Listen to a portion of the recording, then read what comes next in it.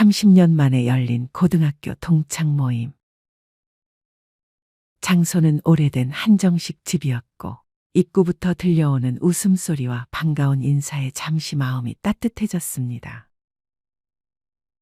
야, 진짜 오랜만이다. 너 변함이 없다. 그대로네. 모두가 의자에 앉기도 전에 카메라를 꺼내 들고 젊은 시절의 장난스러운 호칭을 부르며 서로를 반겼습니다. 하지만 모임이 시작된 지 30분도 채 되지 않아 공기가 달라지기 시작했습니다.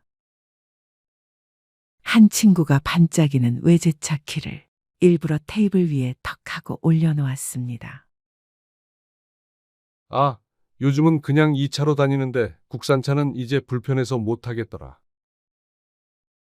순간 옆에 있던 친구의 얼굴이 굳어졌습니다. 그는 아직도 버스와 지하철을 타고 출퇴근하고 있었거든요. 다른 쪽 테이블에서는 또 이런 대화가 오갔습니다. 우리 아들 이번에 대기업 합격했어. 아, 축하해줘야 돼. 그래? 대단하다. 대답은 했지만 속으로는 씁쓸한 표정을 감추지 못한 이도 있었습니다. 자기 자녀는 취업 준비로 몇 년째 고생 중이었으니까요. 분위기는 조금씩 갈라지고 있었습니다. 처음에 환한 웃음과 반가움은 점점 줄어들고 사람들의 눈빛 속에 어쩐지 불편한 그림자가 드리워지기 시작했습니다. 그날 모임이 끝나고 집에 돌아가는 길, 몇몇 친구들은 속으로 이렇게 생각했습니다. 역시 동창 모임은 불편해. 또 가야 할까? 동창 모임에서 가장 흔하면서도 가장 불편한 행동은 바로 돈 자랑입니다. 사실 모임에 나온 사람들은 누구나 알고 있습니다. 누가 잘 살고 있고 누가 조금 힘들게 살고 있는지. 말하지 않아도 옷차림이나 태도 혹은 함께 이야기하는 몇 마디로 이미 충분히 알 수 있습니다. 그런데 굳이 그걸 드러내고 싶어 하는 사람들이 있습니다. 대표적인 게 술값 자랑이죠. 첫 모임에서 오늘 내가 쏠게 하면 모두가 고맙다고 박수를 칩니다. 한 번은 괜찮습니다. 분위기도 훈훈해지고 다들 즐겁게 넘어갑니다. 하지만 두 번째, 세 번째 모임까지 계속 본인이 계산을 맡아버리면 이야기가 달라집니다. 처음엔 고마웠지만 점점은 저 친구는 일부러 과시하려고 저러나 하는 생각이 들게 됩니다. 어떤 이는 무심한 듯 지갑을 열면서 일부러 두툼한 카드 지갑을 보여줍니다. 누군가는 시계를 소매에서 살짝 드러내 보이고 누군가는 테이블 위에 차키를 툭 올려놓습니다. 말은 하지 않아도 그 순간 대화의 공기는 달라집니다. 듣는 사람은 어떻게 느낄까요? 아, 나는 아직도 대출이 남아있는데, 나는 아직도 허리띠를 졸라매며 사는데, 이런 씁쓸함이 마음 깊숙이 자리하게 됩니다. 그리고 그 씁쓸함은 결국 다음 모임을 피하고 싶은 마음으로 이어집니다. 돈 자랑은 자랑하려는 사람의 의도와 달리 듣는 사람의 마음을 가장 빠르게 움츠러들게 합니다. 동창 모임은 경쟁의 자리가 아니라 추억을 나누고 서로의 안부를 확인하는 자리입니다. 그런데 돈 자랑이 등장하는 순간 그 자리는 경쟁의 무대로 바뀌어 버립니다. 두 번째로 동창 모임을 불편하게 만드는 행동은 자식 자랑입니다. 자식 이야기는 빼놓을 수 없는 대화 주제이지만 동시에 가장 조심해야 할 주제이기도 합니다. 우리 아들 이번에 의대 붙었어. 우리 딸 이번에 해외 유학 갔어. 말하는 쪽은 기쁨을 나누고 싶은 마음일 겁니다. 하지만 듣는 쪽은 다릅니다. 누군가는 아이가 아직 취업 준비로 고생하고 있고, 누군가는 아이 문제로 상처를 안고 있고, 또 누군가는 자녀를 먼저 떠나보내야 했던 아픈 기억을 가진 경우도 있습니다. 그런 사람들에게 자식 자랑은 칼처럼 마음을 베어버립니다. 특히 나이가 들수록 자녀 이야기는 기쁨의 주제보다 비교와 상처의 주제로 작용하기 쉽습니다. 모임이 끝나고 집에 돌아가는 길, 누군가는 이렇게 중얼거립니다. 다른 집은 다 잘 되는데 왜 우리 집만 이럴까? 자식 자랑은 본의 아니게 친구를 상처 주는 말이 될 수 있습니다. 정말 자랑하고 싶다면 모임에서 여러 사람 앞에 늘어놓는 대신 가까운 친구 한두 명에게 조심스럽게 나누는 게 낫습니다. 무심한 듯 꺼낸 자식 자랑 한마디가 누군가의 가슴에는 오래도록 남는 못이 될 수 있기 때문입니다. 세 번째로 불편한 건 배우자 자랑입니다. 어떤 이는 배우자를 모임에 데리고 오기도 합니다. 한두 번은 괜찮습니다. 오랜만에 얼굴을 보는 것도 반갑고 부부가 다정하게 지내는 모습이 보기 좋기도 합니다. 하지만 그 모습이 반복되면 이야기가 달라집니다. 남편이 계속 아내에게 음식을 덜어주며 우리 집사람은 뭐든 잘해. 아내가 웃으며 우리 남편은 요즘도 새벽마다 운동하고 집안일까지 다 해요. 이런 대화가 이어지면 혼자 온 사람들은 순간 위축됩니다. 누군가는 이혼을 했을 수도 있고 누군가는 배우자와 사이가 좋지 않을 수도 있습니다. 그런데 눈앞에서 계속 이어지는 알콩달콩한 자랑은 때로는 칼보다 더 날카롭게 다가옵니다. 배우자 자랑은 한두 번이면 충분합니다. 그것마저도 겸손하게, 간단하게. 사랑은 집에서 충분히 나누면 됩니다. 동창 모임은 그럴 자리가 아니기 때문입니다. 네 번째, 가장 치명적인 건 험담과 뒷담화입니다. 어떤 모임은 화장실을 가기도 어렵습니다. 자리를 비우면 금세 그 사람 이야기가 올라오기 때문입니다. 쟤 요즘 사업 망했다더라. 아직도 혼자래. 결혼도 못하고. 이런 이야기들이 순식간에 오갑니다. 문제는 그 자리에 있는 모두가 공범이 된다는 겁니다. 누군가를 희생양 삼아 웃음을 얻고 뒷담화로 친밀감을 쌓는 듯 보이지만 결국은 모두가 서로를 경계하게 됩니다. 오늘의 대상이 그 친구였다면 내일의 대상은 내가 될 수도 있으니까요. 험담은 모임을 파괴하는 가장 확실한 독입니다. 오래가는 모임일수록 선한 기억을 나누고 칭찬을 주고받습니다. 그게 결국 사람을 다시 부르게 하고 다음 모임을 기다리게 만드는 힘입니다. 다섯 번째는 분위기를 깨는 언행입니다. 술이 들어가면 목소리가 커지고 쓸데없는 정치 이야기에 불이 붙고 누군가를 불편하게 하는 농담이 오갑니다. 너 옛날에 공부 못했잖아. 넌 아직도 그 회사 다녀. 아직도 그런 거 해. 이런 말들은 듣는 순간 얼굴이 붉어집니다. 모임은 즐겁자고 만드는 자리입니다. 그런데 분위기를 깨는 몇 마디가 이어지면 즐거움은 사라지고 긴장감만 남습니다. 특히 나이 들수록 더 중요한 건 남을 기분 좋게 하고 집에 돌려보내는 것입니다. 즐겁게 웃고 나가는 자리여야 다시 모이고 싶은 마음이 생기기 때문입니다. 여기서 한 가지 질문을 던져야 합니다. 왜 우리는 동창 모임에서 이런 행동을 할까요? 그건 바로 경쟁심과 인정 욕구 때문입니다.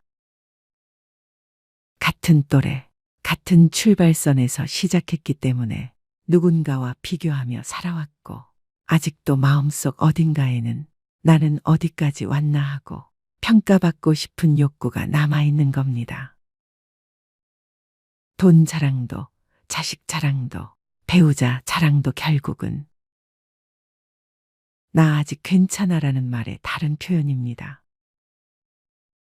험담도, 무리한 농담도 사실은 내 불안감을 감추기 위한 방어적 행동일 때가 많습니다.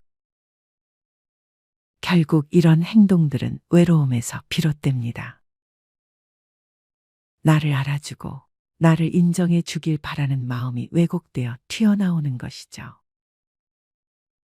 그렇다면 어떻게 해야 모임이 오래 갈 수 있을까요? 비결은 단순합니다. 자랑 대신 나눔, 험담 대신 칭찬. 자식 이야기를 하고 싶다면 내 아이 자랑 대신 친구 아이의 장점을 칭찬해 주세요. 돈 이야기를 하고 싶다면 내가 가진 것을 과시하기보다 좋은 정보를 함께 나누세요. 배우자 이야기를 하고 싶다면 내가 잘난 척하기보다 친구의 삶을 존중하는 태도로 이야기하세요. 그리고 무엇보다 중요한 건 칭찬입니다. 오랜만에 보니 얼굴이 더 좋아졌네. 내가 예전보다 더 여유로워 보여서 보기 좋다. 이런 말 한마디면 충분합니다. 사람은 누구나 읽히고 싶어 합니다. 내 변화를 알아봐주고 내 노력을 칭찬해주는 것만으로도 마음은 크게 움직입니다. 동창 모임은 결국 내 인생의 브리핑 자리입니다. 나는 여전히 잘 지내고 있다. 이 한마디면 충분합니다. 돈으로, 자식으로, 배우자로 증명하지 않아도 함께 웃고 떠든 기억 하나면 그 모임은 오래갑니다. 모임에서 진짜 남는 건 누가 잘 살고 누가 못 사는지가 아니라 함께 웃었던 순간과 위로받았던 기억입니다. 나이가 들수록 품격 있는 어른으로 남고 싶다면 꼭 기억해야 할 게 있습니다. 불편을 주는 자랑은 줄이고 편안함을 주는 배려는 늘려라. 이 두 가지만 지켜도 당신이 있는 자리는 늘 다시 찾고 싶은 자리, 오래 기억되는 자리가 될 것입니다. 여러분은 초등학교 동창 모임부터 시작하여 사회에서 참여하게 된 모임까지 다 합치면 몇 개 정도의 모임에 가입이 되어 있으신가요? 이름만 들어가 있는 밴드 모임 같은 것은 제외하고 적어도 월회비 정도를 걷는 모임 정도만 생각해 보세요. 회비를 내느냐 안 내느냐의 기준은 모임의 성격을 규정하는 데 가장 중요한 요인이 될 수 있습니다. 여러분은 어떠신가요? 정기적으로 회비를 내는 모임 몇 개 정도에 발을 들여놓고 계신가요? 또 회비를 내면서까지 남아있는 모임에는 왜 계속 참여하고 계신가요? 대부분 모임은 기분풀이나 물질적 이해관계 동기로 형성됩니다. 아직도 그 진정성이나 가치, 필연성 정당함을 무시 못할 모임도 많지만 실제로는 형식적이고 거칠에 가벼운 모임이 많습니다. 어떤 모임은 이미지 자기 내세우기 경연장 같습니다. 허상인 자신의 존재감을 과시하는 장이 되기도 합니다. 모두들 타인의 자기 인정에 목매다는 경우도 있고 진원보다 감언이 넘칩니다. 오늘은 나이 들수록 피해야 하는 모임과 건강하고 행복한 노년을 위해 필요한 모임에 대해 알려드리도록 하겠습니다. 먼저 나이 들수록 피해야 하는 모임. 첫 번째, 부정적인 에너지가 높은 모임입니다.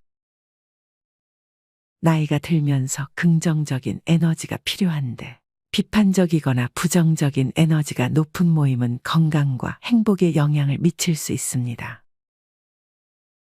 친구들의 힘듦과 어려움의 이야기, 혹은 남의 뒷담화를 듣다 보면 나도 모르게 그 감정에 젖어 있습니다. 같이 눈물을 흘리기도 하고 같이 쌍욕을 내뱉어 보기도 하며 마구 화를 내어 보기도 합니다.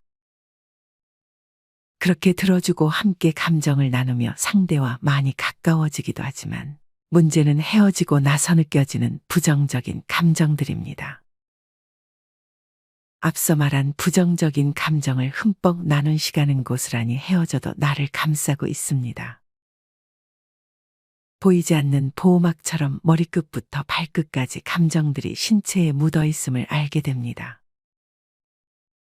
모임에 다녀와서 부정적인 느낌이 자주 든다고 느껴지시면 그 모임은 피하시는 게 좋습니다. 이런 모임보다는 긍정적이고 지지해주는 환경에서 삶을 즐기는 것이 중요합니다. 부정적 에너지가 높은 모임은 피하는 것이 현명합니다. 두 번째는 자랑만 하는 모임입니다. 얼마 전 아는 지인을 만났습니다. 대기업 임원을 지내셨던 분으로 최근 속상했던 경험으로 동창회 얘기를 하셨습니다. 아들이 미국의 유명한 대학에 입학하게 되어 겸사겸사 다녀왔다는 한 친구의 이야기를 또 다른 친구가 한쪽에서 가슴 치고 들었다며 속상했다는 것입니다. 투병 중인 아들 때문일 거라 하시면서 언제부터인가 본인도 자식 자랑, 돈 자랑이 많은 자리는 꺼려진다고 하셨습니다. 이 나이쯤 되면 가슴 아픈 일들을 한두 가지쯤 안고 사는 게 일반적인데 별로 말하고 싶지 않은 내용들까지 억지로 들춰지는 상황을 불편해하셨습니다.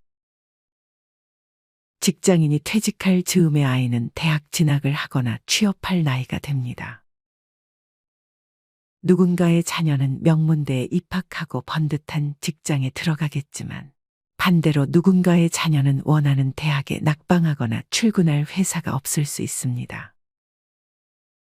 마음처럼 되지 않는 게 자식 농사인데도 다른 이의 자랑을 들으면 모든 게 내 탓인 듯하여 스스로 책망하게 됩니다.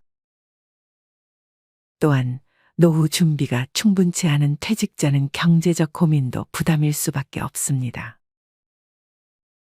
당장 생활비 마련이 시급한데 마땅한 일자리를 구하기도 쉽지 않아 두 번째 세상살이는 더 힘겹습니다. 여기에 연로하신 부모님과 병에 걸린 가족까지 책임져야 하는 상황이라면 앞날이 막막하기만 합니다. 이번 동창회를 다녀온 후 깨달은 점이 있다고 합니다. 퇴직자일수록 서로를 더 배려해야 한다는 점입니다. 퇴직의 아픔은 같은 퇴직자가 아니면 가까운 가족조차 가늠하기 어렵습니다. 그래서 퇴직자들은 더더욱 나를 드러내기에 앞서 타인을 이해하고 존중하는 태도를 가져야 합니다. 나의 말 한마디가 다른 사람에게 빗으로 꽂히고 내 행동 하나가 상처가 될 수 있기 때문입니다. 무슨 말을 해야 할지 모르겠다면 그저 조용히 지켜보거나 찬찬히 들어주기만 해도 좋을 것 같습니다. 경우에 따라서는 과도한 관심도 버거울 때가 있습니다. 수십 년간 몸담았던 회사에서 떠밀려 나오는 심경을 누가 알까요? 혹여 퇴직자 자신의 헛헛함을 자식 자랑이나 돈 자랑으로 채우려 한다면 이는 상대에게 상처만 줄 뿐입니다. 결코 나와 다르지 않을 동료의 심정도 헤아려 보세요. 세 번째는 서로 시기 질투하는 모임입니다. 이연복 셰프가 한 TV 프로그램에서 자신의 친구 관계에 대해 이야기한 적이 있습니다. 이 셰프에게는 30년 가까이 만나온 친구 모임이 있었습니다. 이 셰프가 유명해지고 난 후 친구 모임에서 2차를 갔을 때 이 차는 누가 돈을 내냐? 라는 말이 나왔습니다. 이 셰프는 이 차는 자기가 내겠다고 했는데 그 말을 듣고 한 친구가 왜 내가 이 차를 쏘느냐며 멱살을 잡았다고 합니다. 결국 싸움이 났고 그 후 이 셰프는 모임에 나가지 않는다고 했습니다. 오랜 친구 모임이 2차 회식비를 내느냐 마느냐 문제로 깨지고 만 것입니다.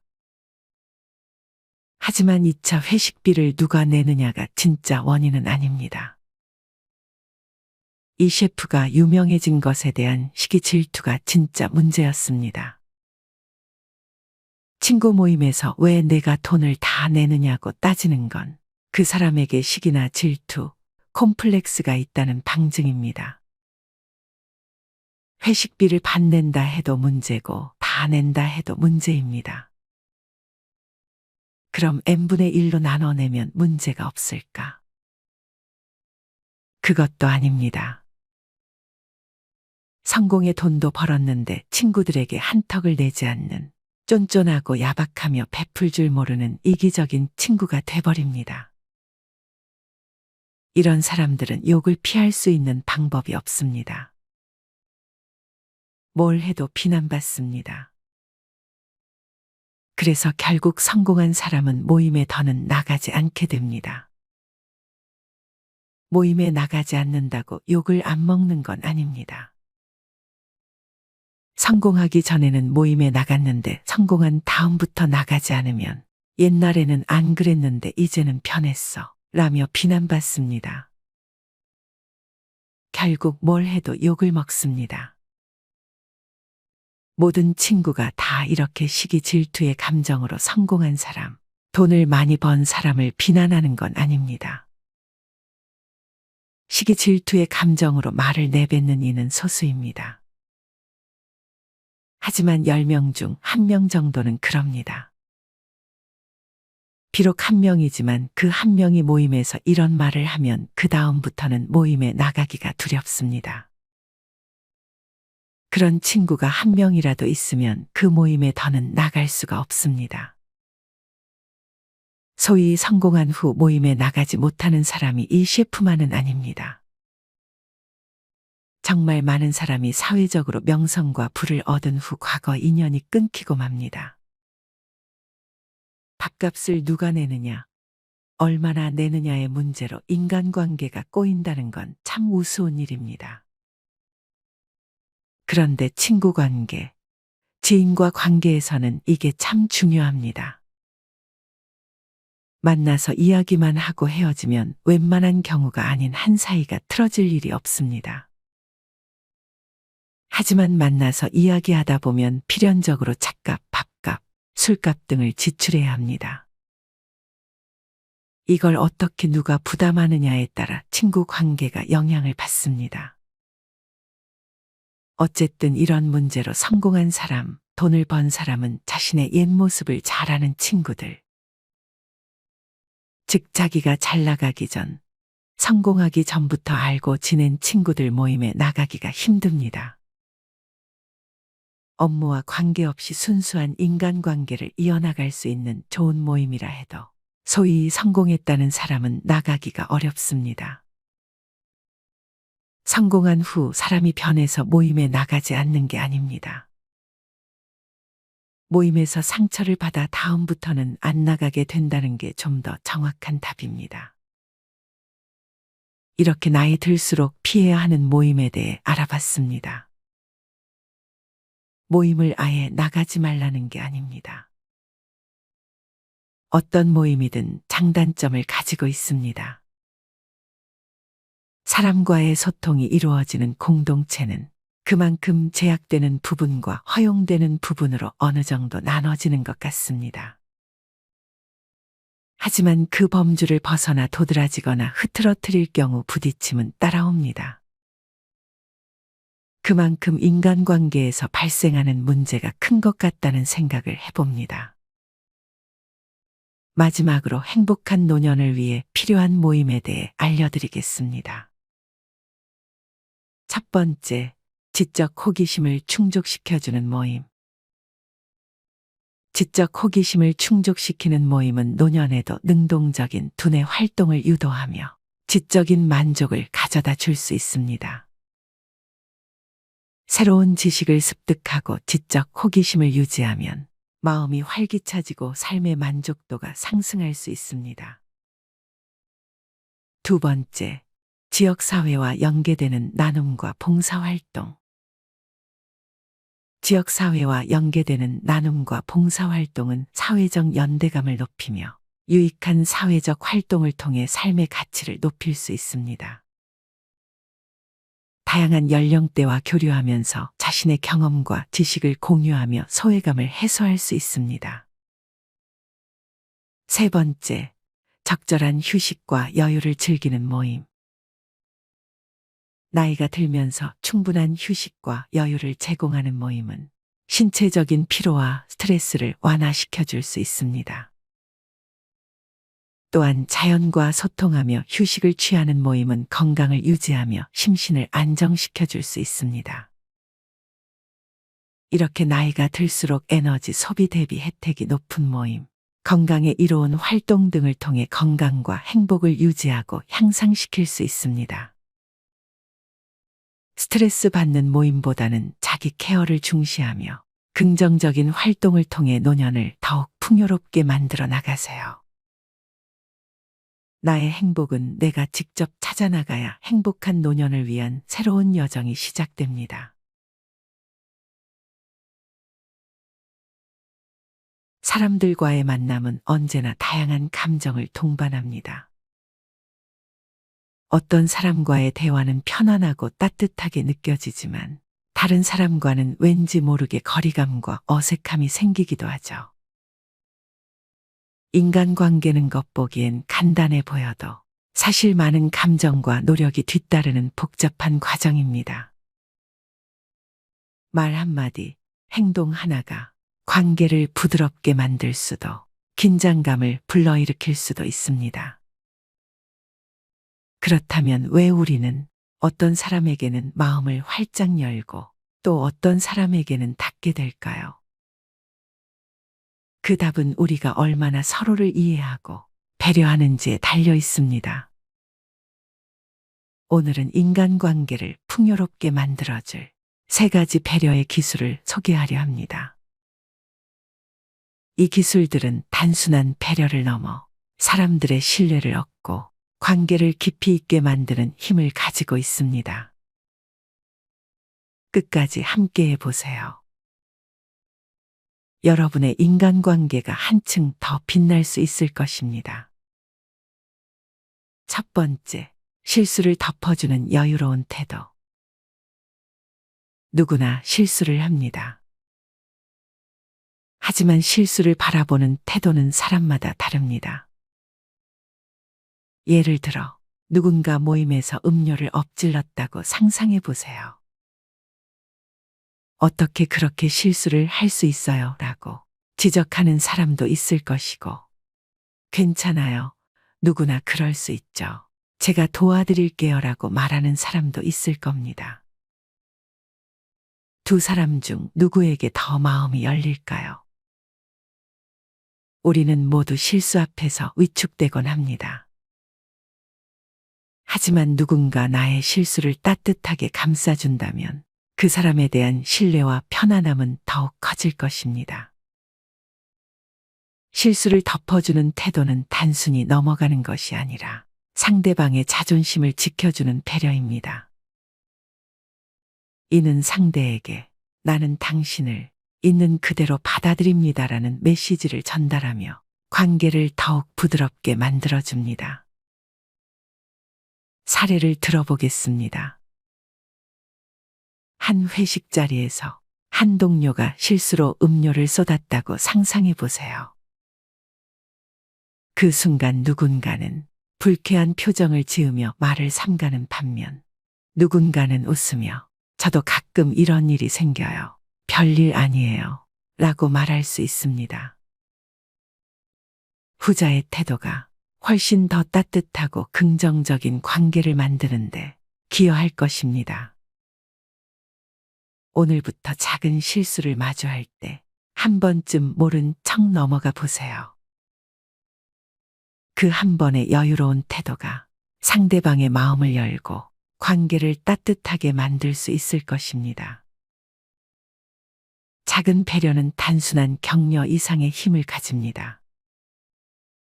예를 들어 업무 중 중요한 회의에서 실수한 동료를 위로하는 방식도 같은 맥락에서 중요합니다. 누구나 긴장하면 그럴 수 있어요. 다음번엔 더 잘할 거예요. 라는 한마디는 상대의 자신감을 회복시키는데 크게 기여할 수 있습니다. 두 번째, 부정적인 말에 휘둘리지 않기.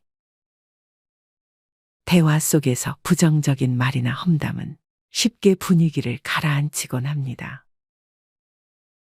예를 들어 누군가가 저 사람은 정말 이상이라며 험담을 시작했을 때 이에 동조하는 대신 그분의 이런 점은 참 좋은 것 같아요. 라고 긍정적으로 반응해 보세요. 이 작은 변화가 대화의 흐름을 완전히 바꿀 수 있습니다.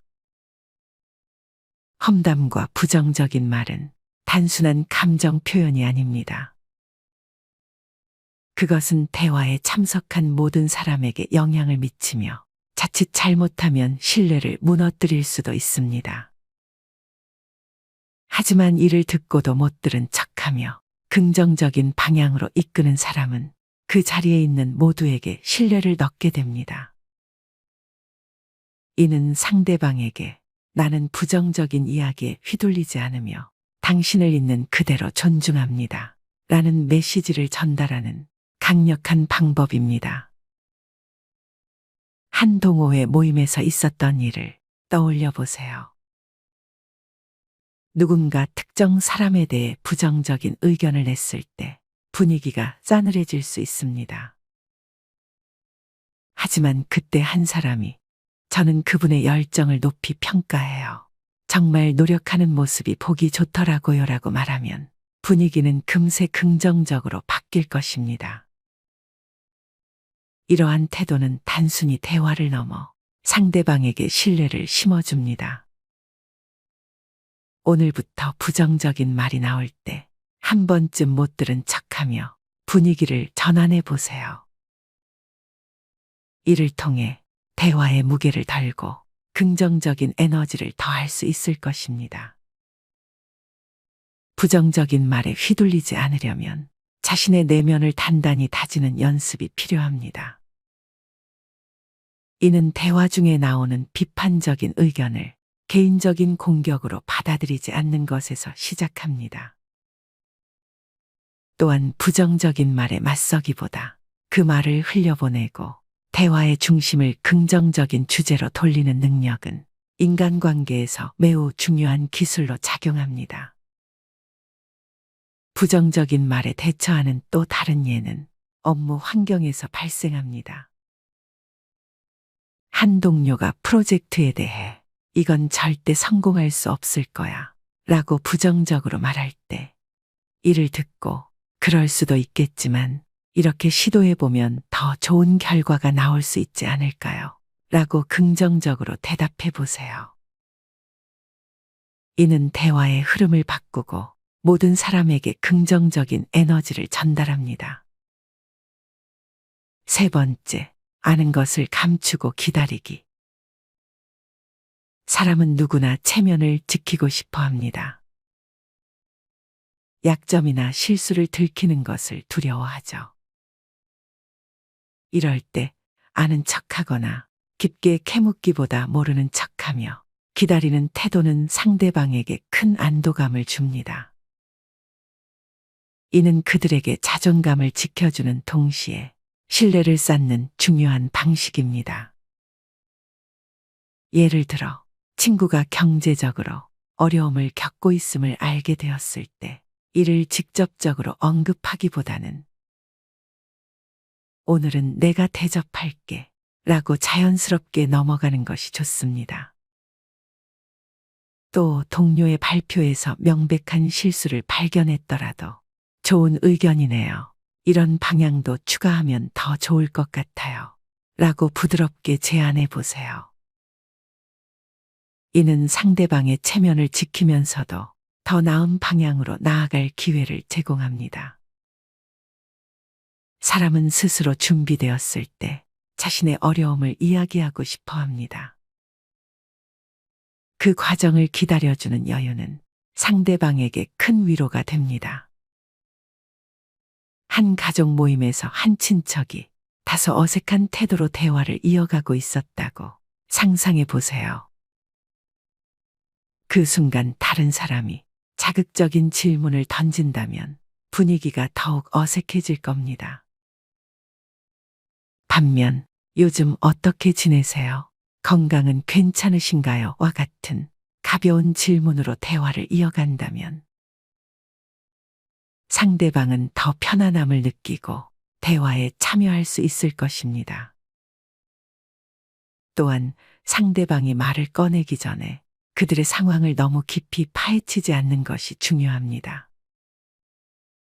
이는 관계를 더 부드럽게 만들고 상대방이 스스로 이야기를 시작할 기회를 주는 배려의 표현입니다.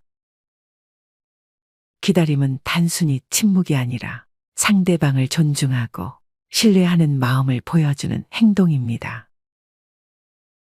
아는 것을 감추는 태도는 단순히 침묵하는 것만을 의미하지 않습니다. 이는 상대방이 스스로 표현할 수 있도록 공간을 열어주는 것입니다. 예를 들어 직장에서 동료가 실수를 저질렀을 때 이를 바로 지적하기보다는 이 부분을 이렇게 수정해 보면 더 좋아질 것 같아요. 함께 고민해 볼까요? 라고 말하는 것이 상대방의 체면을 지켜주고 동시에 문제를 해결하는 데도 도움을 줄 수 있습니다. 오늘 알아본 실수를 덮어주는 태도, 부정적인 말에 휘둘리지 않기, 아는 것을 감추고 기다리기는 단순한 행동이 아닙니다. 이는 상대를 존중하고 배려하는 진심 어린 태도이며 인간관계를 더욱 깊고 따뜻하게 만들어줍니다. 작은 배려가 쌓여 큰 신뢰를 만듭니다. 오늘부터 이 세 가지 기술을 실천해 보세요. 이를 통해 주변 사람들의 마음을 열고 자신 또한 신뢰받는 사람으로 성장할 수 있을 것입니다. 그리고 여러분이 알고 있는 배려의 이야기가 있다면 함께 나누어 주세요.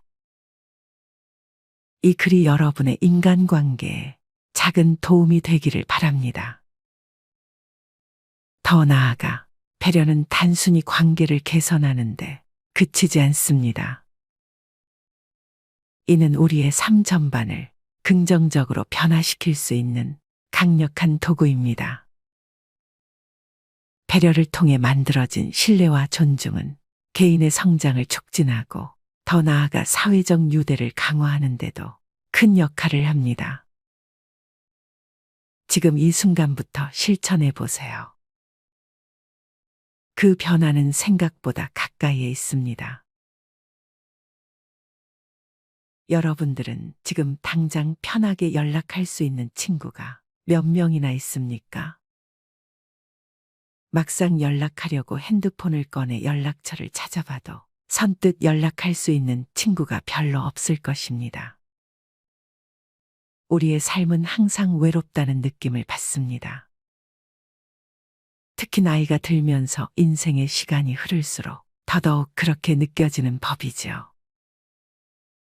나이가 들수록 주위의 사람들이 점점 사라집니다. 왕년에는 매일 같이 친구와 만나서 술 한 잔 기울이며 허심탄회하게 얘기하며 지냈는데 지금은 연락할 친구가 없어 외로운 적 많았을 겁니다. 나이가 들어갈수록 평생을 가까이서 함께 늙어갈 것 같던 친구도 멀어지고 그마저 있던 지인들도 각자의 삶을 향해 떠나갑니다. 새로운 친구들을 사귀기에는 더 힘들어집니다. 하지만 나이가 들수록 친구가 사라지는 것은 당연한 일입니다. 그럼에도 불구하고 어떤 분들은 자신만의 문제로만 느끼게 되어 걱정을 하며 자신감이 없어지기도 합니다. 이러한 현상은 세상 사람 모두가 공통적으로 겪는 현상이니 전혀 걱정하거나 슬퍼하실 필요 없습니다. 오늘은 나이 들수록 친구가 점점 사라지는 이유에 대해 알려드리겠습니다. 친구가 점점 사라지는 이유 첫 번째, 서로의 환경 변화. 사람마다 다르지만 친구들이 사라지는 이유는 환경 변화가 가장 큽니다. 어렸을 때는 한 동네 한 골목에서 공을 차거나 고무줄 놀이를 하면서 자랐지만 세월이 흐른 만큼 사는 환경이 너무도 달라졌습니다. 인생 전반전에는 다들 비슷한 환경 속에서 직장 생활을 하고 자식들을 키우면서 살지만 인생 후반전이 되면 서로의 환경이 극명하게 달라집니다. 친구들마다 사는 수준이 다르고 대화의 관심사가 다르고 걸어가는 길, 걸어온 길이 달라지면서 친구들과 공유할 수 있는 부분이 줄어듭니다. 이런 변화 속에서 평생 함께 할 것 같았던 친구들도 어느새 하나둘씩 정리가 됩니다. 또한 직장 생활을 하면서 알게 된 인연도 은퇴 후 나이가 들게 되면 일 때문에 사람을 만나야 할 이유가 사라지고 관심사나 취미도 줄어들게 됩니다. 그러다 보니 친구를 사귀어야 할 이유도 자주 만나야 할 이유도 없게 되는 것입니다. 이런 순리를 받아들이지 못하고 계속 만나던 친구라는 이유로 관계를 끊지 못하는 사람들이 있는데 이런 사람들은 괜히 자신의 마음만 다치기 쉽습니다. 현실을 받아들이고 순리에 맡기는 것이 인생 후반전을 현명하게 사는 방법입니다. 만나던 친구 하나쯤 사라진다고 인생이 크게 달라지지는 않습니다. 두 번째, 인생이 무한하지 않다는 것에 대한 깨달음. 인간은 나이가 들수록 대체로 50을 넘어가면 정서적 교감이 불확실한 인간 관계에는 더 이상 투자를 하지 않습니다. 자신의 인생이 유한하다는 것을 몸소 체감하게 되면서 사람을 만나는데도 가성비를 생각하게 되죠. 이러한 이유를 심리학적으로 설명하자면 사회 정서적 선택 이론 때문이라고 말합니다. 나이가 들수록 사회적 관심은 줄어들지 않지만 의욕이 떨어지고 사회활동은 위축됩니다. 어릴 때는 친구가 많으면 많을수록 즐겁고 재밌었지만 나이가 들다 보면 친구가 꼭 많을수록 내 삶이 행복해지는 건 아니구나를 깨닫게 됩니다. 매일 같이 어울려 다닐 체력도 가지고 있지 않아 친구가 많은 것이 오히려 부담이 되기도 합니다. 위와 말씀드린 두 가지 이유뿐만이 아니더라도 나이가 들수록 친구는 자연스레 사라지게 됩니다. 왕년에 친구가 많았는데 나이 들어 연락할 친구를 찾아보니 누구에게 연락을 해야 할지 모르시겠죠. 하지만 친구가 적어진다고 해서 외롭다든지 소외감이 들어 우울해하지 않으셔도 됩니다. 당연한 이치로 받아들이세요. 나이가 들면 들수록 친구가 적어지는 건 당연합니다. 그렇게 당연한 것으로 받아들이면 친구가 하나 둘 사라져도 신경 쓸 일이 적어집니다. 자연스럽게 나에게 신경을 더 쓰게 되고 나의 내면을 들여다볼 수 있는 시간이 많아지게 되니 긍정적으로 생각하세요. 독일의 철학자는 인간은 혼자 있을 때 가장 행복하다고 말했습니다. 진정한 행복은 우리의 내면에서 오며 우리의 행복을 위해 외부 요인에 의존해서는 안 됩니다. 나이 50이 넘어가면 혼자 있는 시간이 더 많아지고 혼자 있고 싶어하는 사람들이 정말 많습니다. 이건 정말 정상적인 일입니다. 사람은 자유로움 속에 성장할 수 있는 삶을 위해 혼자만의 시간이 필요합니다. 잘 살고 행복하기 위해 혼자만의 시간을 즐겨야 합니다. 어수선한 집단에서 벗어나 혼자서 조용하게 자신의 내면을 깊게 들여다보며 사유하고 자신을 돌아볼 수 있는 시간적 여유를 갖게 되면 삶이 균형을 잃어 행복감이 몰려올 것입니다. 혼자라는 것은 내면의 또 다른 나 자신과 대화하고 내 몸과 마음을 다른 각도에서 바라보는 시간입니다. 우리가 혼자 있는 시간을 외롭고 고독하게 느끼는 이유는 지금 소속된 집단, 즉 사회나 가족, 친구를 잃을 수 있다는 두려움 때문입니다. 우리는 소속 의존증이라는 본성을 지니고 있기 때문에 돈이나 물건을 잃는 것보다 소속에서 버려지는 것을 더 두려워합니다. 결국 소속 의존증을 극복하고 혼자 있는 시간을 즐길 수 있게 되면 인간관계에서 오는 스트레스에서 벗어나 밝고 상쾌한 나 자신을 만날 수 있습니다. 인생 후반전에는 우리 삶과 우선순위를 반성하는 시기이며 생각을 정리하는 시간이 필요합니다. 혼자 있는 시간이 꼭 외로움을 의미하는 것만은 아니며 오히려 이 시간을 잘 활용하면 과거에 몰랐던 나의 삶과 인생을 다시 살펴볼 수 있는 좋은 기회를 제공할 것입니다. 혼자만의 시간을 즐기는 순간 자신감과 자존감을 올라가게 될 것입니다. 물론 인생을 살다 보면 주변에 친구가 없다는 것에 슬픔을 느낄 때도 있을 겁니다. 하지만 이런 상황에서는 오히려 자신이 진짜 좋아하는 것은 무엇인지 스스로 생각해 보아야 합니다. 내가 진짜 좋아하는 취미는 무엇인지, 나는 무슨 음식을 좋아하는지 스스로에게 묻고 답해 보세요. 그렇게 답을 찾은 중년들 중에는 관심 있는 분야에 대해 즐거운 마음으로 공부를 합니다. 실제로 그렇게 유튜브도 시작하고 책도 출판하고 TV에 나오는 친구도 있습니다. 남들이 보는 시선에 얽매이지 않고 필요한 것 외에 욕심을 부리지 않는 것도 중요합니다. 이렇게 하면 후회할 일도 미련도 없어집니다. 더 이상 홀로 남는 것을 두려워하지 말고 혼자여도 행복한 나로 살아가야 합니다. 또한 혼자서도 잘 지내는 사람들은 스스로에 대해 잘 알고 마음에 여유가 있어 다른 사람을 배려할 줄 압니다.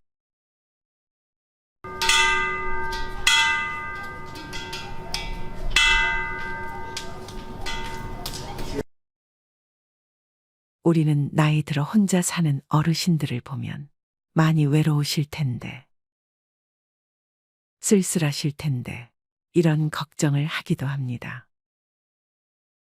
물론 실제로 외로워하시고 사람이 목마른 분들도 많이 계시지만 요즘은 혼자 사는 삶을 스스로 선택하는 분들도 늘어나고 있다고 합니다. 점점 나이가 들면서 혼자 사는 게 편하지라는 생각도 듭니다. 그러나 혼자 산다는 것은 왠지 외톨이가 된 것 같고 이기적이라는 걱정이 먼저 앞섭니다. 그런데 이런 문제 속에서 명쾌한 답을 얻어 혼자서도 잘 지내는 사람들이 있습니다. 오늘은 나이가 들수록 혼자가 되어야 하는 이유와 혼자서도 잘 지내는 사람들의 특징을 알려드리도록 하겠습니다. 나이를 들면서 가장 크게 느끼는 건 혼자인 생활을 즐겨야 한다는 것입니다. 어른이 된다는 것은 곧 혼자가 된다는 것이다. 이 말은 나이 들수록 외로움을 느낀다는 원초적인 뜻만을 얘기하는 것은 아닙니다. 나이가 들어갈수록 오로지 자신만의 힘으로 참된 자아를 만들어야 하며 자기 삶의 주인으로서 스스로 책임져야 한다는 뜻 역시 포함하고 있기 때문입니다. 이번 영상을 통해 혼자만의 시간이 우리를 외톨이로 만드는 것이 아닌 인생 후반전에 또 다른 기회를 만들어 준다는 것을 알려드리고 싶습니다. 저 또한 요즘 혼자만의 시간을 즐기고 있습니다. 언제부터인가 어떤 모임이나 단체에 억지스럽게 얼굴을 들이밀려고 애쓰지 않습니다. 그런 모임에 다녀오는 날은 왠지 온몸에 힘이 쭉 빠지고 하루 루틴이 엉망진창이 되어 다음 날까지 여파가 있기 때문에 중요하지 않은 모임에는 나가지 않으려고 합니다. 별로 만나고 싶지 않은 사람의 연락은 그냥 받지 않고 오는 전화를 무조건 다 받아야 할 필요는 없구나 라는 걸 얼마 전에 느꼈습니다. 오랜만에 걸려오는 전화도 대부분은 보험을 들어달라고 부탁하거나 화장품, 영양제를 사달라고 부탁하는 결론으로 끝나는 것이 많이 씁쓸했습니다. 인생은 짧고 나의 시간은 소중하니까 헛된 인간관계들의 소중한 나의 시간과 에너지를 낭비하고 싶지가 않아졌습니다. 흔히들 사람들을 많이 만나면 대인관계 능력이 있다고 말하고 혼자만 있는 사람들을 보면 사람을 잘못 사귀고 사교성이 없고 대인관계 능력이 없다고 합니다. 하지만 반대로 생각해 보면 혼자만 있는 사람은 혼자 있을 수 있는 능력이 있는 것입니다.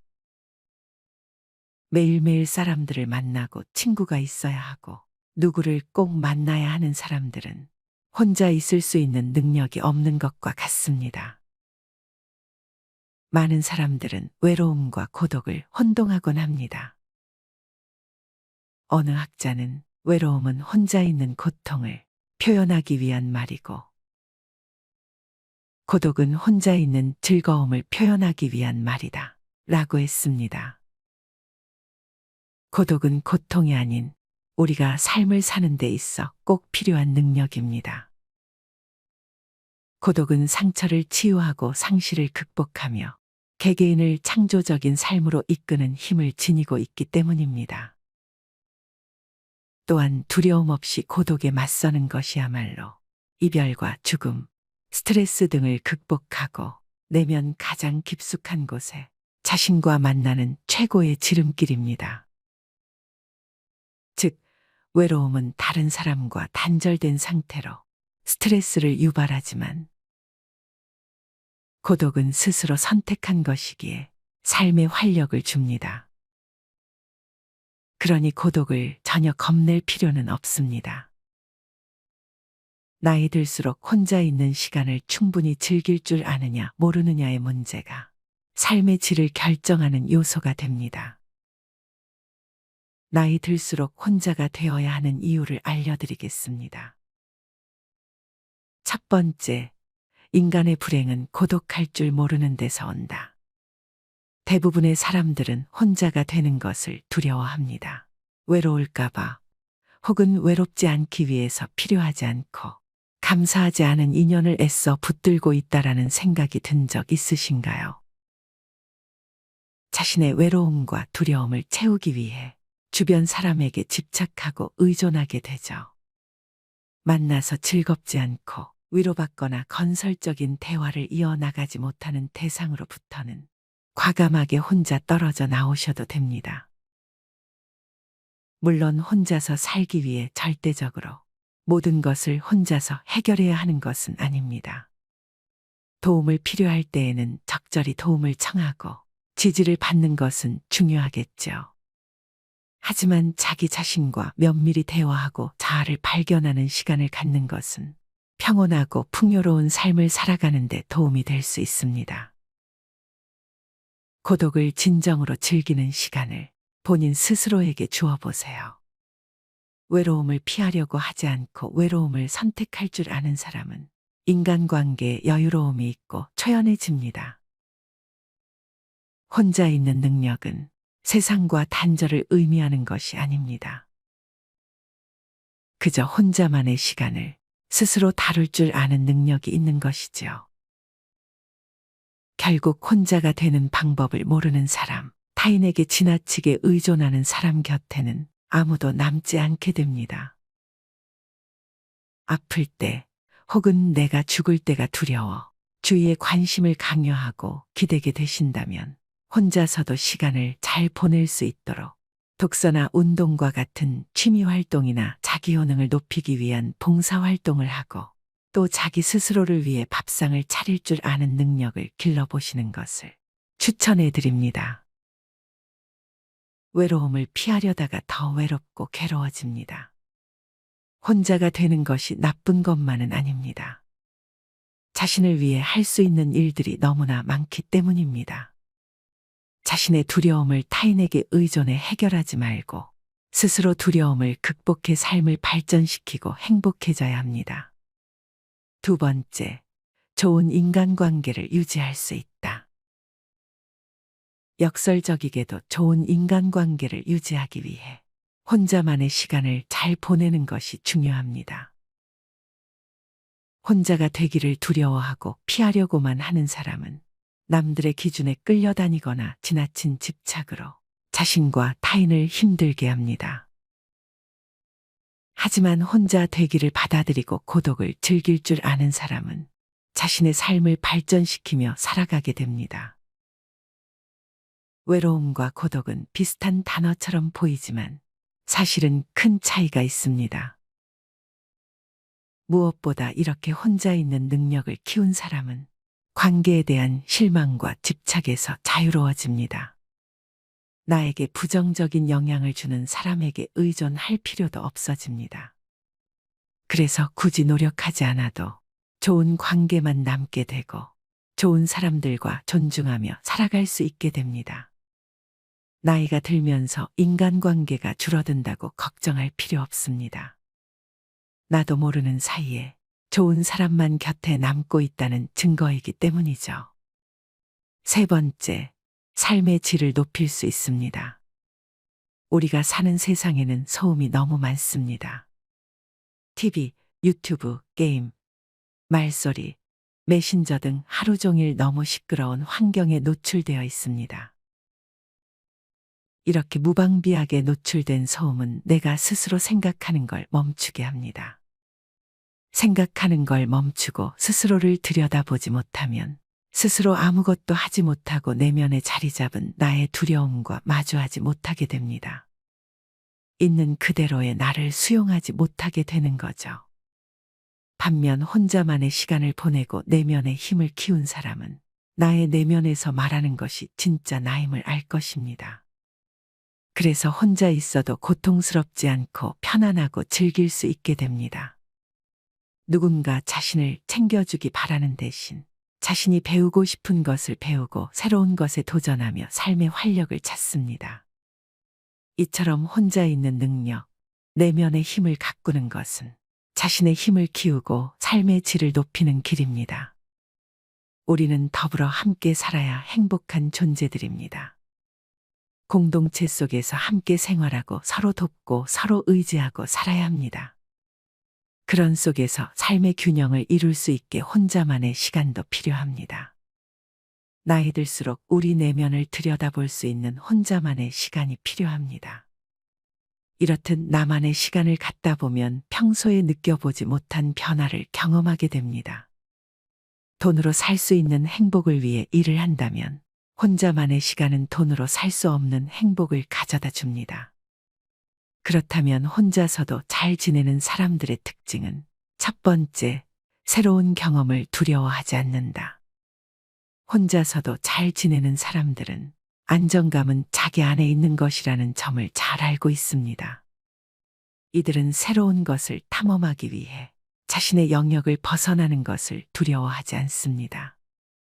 이러한 태도는 이들의 삶을 놀라운 방식으로 풍요롭게 만들어줍니다.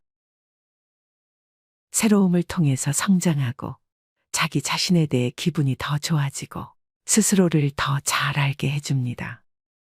이런 사람들은 자신의 삶에 대한 책임을 지기 때문에 책임감이 더 강합니다. 두 번째, 타인의 시선을 신경 쓰지 않는다.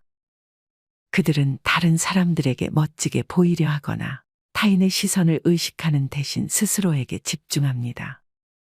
그들은 자신이 원하는 대로 살기 위해 노력하며 타인의 시선을 고려하지 않습니다. 이는 때로는 건방진 것처럼 비춰질 수 있지만 그들은 자신의 삶을 주도하며 스스로를 만족시키기 위해 노력합니다. 이런 사람들은 자신을 위한 선택을 하는 경우가 많기 때문입니다. 그들은 자신이 필요한 것을 찾고 타인의 기대나 평가에 따라 행동하지 않습니다. 이러한 선택은 그들이 자신의 욕구를 충족시키며 자신의 인생을 자신의 방식으로 살아가게 해줍니다. 타인의 시선에 긴장하거나 불안해하는 것은 자신을 제약하며 성장을 방해합니다. 타인의 시선을 신경 쓰지 않는 것이 자신의 성장에 도움을 줍니다. 이들은 새로운 경험을 쌓으며 자신을 발전시키는 것을 우선시합니다. 세 번째, 자기 자신을 잘 안다. 마지막으로 혼자 잘 지내는 사람들은 종종 자신을 진정으로 합니다. 이 특성은 그들을 극도로 반성하게 만들고 자신의 행동과 그로 인해 발생할 수 있는 결과에 대해 명확하게 인식합니다. 또한 종속성이 적을수록 더 독단적인 경향이 있습니다. 이에 더해 그들은 생산적이고 자기 요구적인 경향이 있습니다. 그들은 자신의 자신감을 유리하게 관리하여 도전에 직면하고 새로운 학습이나 프로젝트를 수행하는 사실에서 큰 동기부여의 원천을 찾을 수 있습니다. 이것은 그들이 어려움에 직면했을 때 효과적인 대처 전략을 가질 수 있도록 합니다. 자신의 감정과 불안을 알고 자신의 능력을 객관적으로 평가할 수 있기 때문입니다.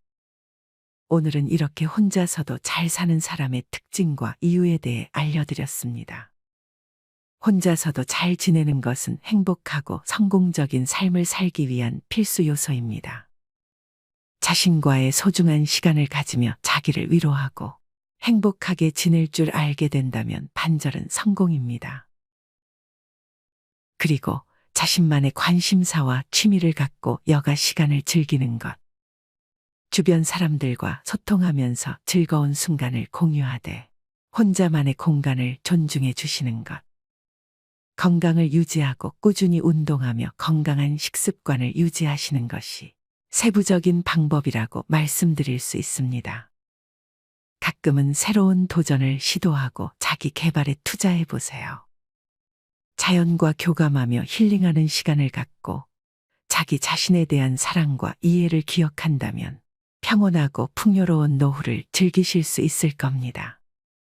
마지막으로 좋은 글을 읽어드리겠습니다. 이번 글을 통해 나 자신과의 시간을 많이 갖길 바랍니다. 이젠 나 스스로를 사랑해야 한다.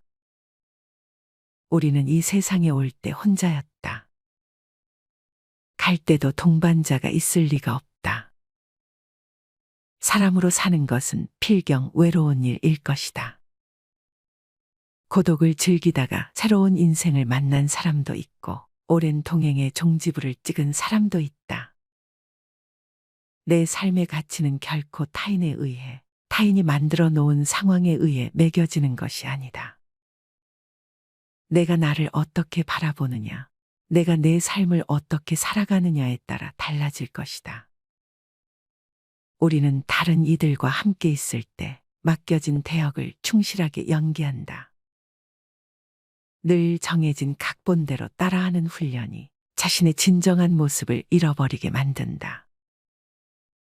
당연히 스스로를 솔직하게 대면하지 못하는 사람이 생기기도 하고 자기 자신을 평가하고 투자하는 데 철저히 인색했다. 혼자인 사람은 가장 자유로운 사람이다. 그러나 사람들은 자신의 배역에 익숙해져 있는 터라 이런 자유를 마주하게 되면 오히려 충격에 빠진다. 그래서 상당수의 사람들이 혼자라는 사실을 참을 수 없어 한다. 혼자는 곧 외로우며 공허하고 단정짓고 착각 속에 빠진다. 하지만 사람은 모두 자신의 길을 당당히 걸어가야 한다. 이젠 자식도 배우자도 일상의 삶에서 잠시 내려놓고 그들만큼이나 사랑한 열정을 오래 잊고 지냈던 나 자신과의 사랑을 위해 사용해 보기로 하자. 이젠 나 스스로를 사랑해야 한다.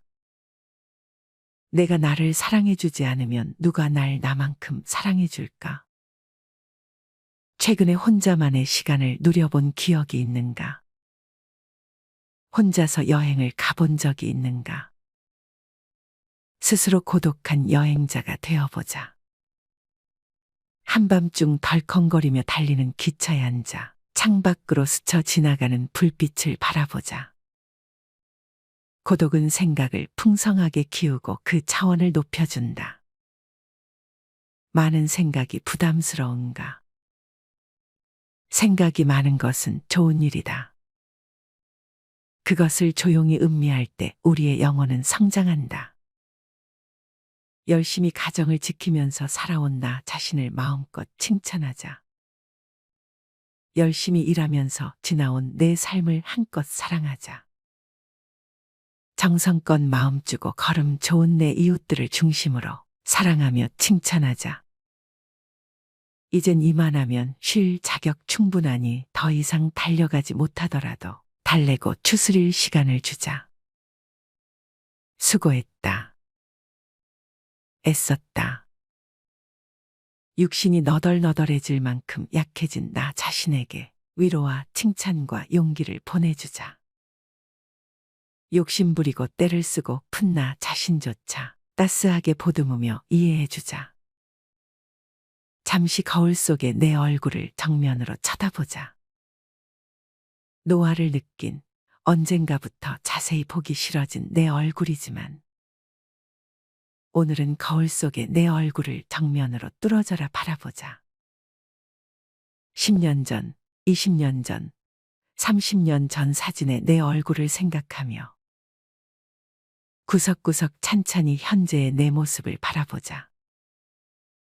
저렇게 늙어가는구나. 나는 우울하고 안쓰러운 마음이 들 것이다. 그 얼굴에는 굴곡의 세월과 기쁨, 서러움의 시간이 묻어 있고 사랑과 이별과 망각의 시간들이 묻어 있다. 내 얼굴이지만 수많은 세월 동안 진지한 대화 한 번 없이 남의 물건처럼 방치해둔 내 모습이다. 언제 이렇게 수많은 주름살이 얼굴을 도배했을까? 언제 이렇게 떨어진 꽃잎의 색깔처럼 피부는 갈색 침전이 되었을까? 한때는 거울 속에 저 얼굴에도 신혼의 싱그러움이 있었다. 애들 초등학교 입학식 때 희망에 찬 젊은 부모의 기계가 있었을 것이다. 경제적 궁핍함에 힘든 세월 속에서도 꿋꿋이 웃음을 잃지 않던 얼굴이었고 애들의 교육 문제로 일희일비하던 극성스런 부모의 얼굴이었다.